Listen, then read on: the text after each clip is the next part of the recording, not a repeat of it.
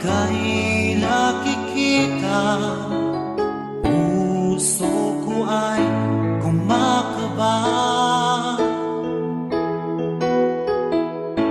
Pag nasilayan ko ang iyong ganda, puso ko ay nababalisa.